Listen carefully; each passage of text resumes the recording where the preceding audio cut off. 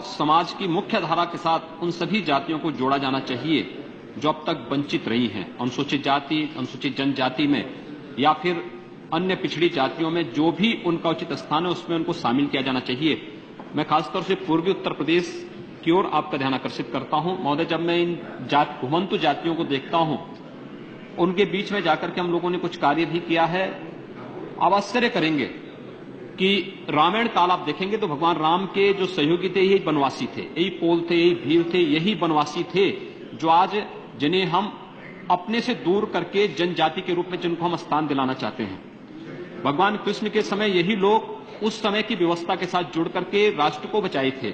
और यही नहीं, महाराणा प्रताप और छत्रपति शिवाजी महाराज के सहयोगी भी यही जातियां थी जिन्हें आज भी हम जनजाति कह करके इस समाज से अलग किए हुए हैं। अगर कहा जाए तो इस देश की सही मायने में विपरीत परिस्थितियों में, उन विपन्न समयों में, गुलामी के समय में देश की स्वतंत्रता के लिए जिन्होंने अपना सब कुछ न्यौछावर करके वनों में रह करके, पहाड़ों में रह करके, अन्य उन क्षेत्रों में रह करके देश की स्वाधीनता की रक्षा की थी, उनमें सब जातियां आती हैं। बहुत सारी जातियां घुमंतु जातियां, उन घुमंतु जातियों के बीच में अगर आप जाएंगे तो वो एक ही बात कहते हैं कि हम तो महाराणा प्रताप के वंशज हैं। गोरखपुर में एक जाति है बधिक जाति, वे गोरखपुर समाज के बिल्कुल अलग थलग पड़े रहते हैं। कोई विकास की कोई योजना उन तक नहीं पहुंची। मैं एक बार अचानक उनके बीच गया, मैंने उनसे पूछा, मैंने कहा भी आप लोग ऐसे क्यों रहते हैं? उन्होंने कहा समाज हमें स्वीकार ही नहीं करता। मैंने कहा आप लोग कौन हैं? वे सब लोग अपनी टाइटल सिंह लिखते हैं। सरकार ने आजादी के बाद उन्हें अनुसूचित जाति में शामिल किया तो उन्होंने कहा नहीं, हम लोग का मूल राजस्थान से, हम राजस्थान से भाग करके आए हैं। जब महाराणा प्रताप जंगलों में हल्दी घाटी के युद्ध के बाद उन्हें जंगल में जाना पड़ा था तो हम में से कुछ लोग ऐसे थे जिन्हें भाग करके अलग अलग स्थानों में जाना पड़ा था, हम लोग उनमें से हैं। वे आज भी खाना बदोश की जिंदगी व्यतीत कर रहे हैं, घुमंतु जाति है। माननीय मंत्री जी ने जिस मैदर जाति के बारे में जो संशोधन कर्नाटक मैदार जाति जनजाति को अनुसूचित जनजाति में शामिल करने के बारे में कहा है, यह मुख्य रूप से बांस बेत का कार्य करने वाली जाति है। और उत्तर प्रदेश के अंदर बांसफोड़ नाम की एक जाति होती है जो घुमंतु जाति है।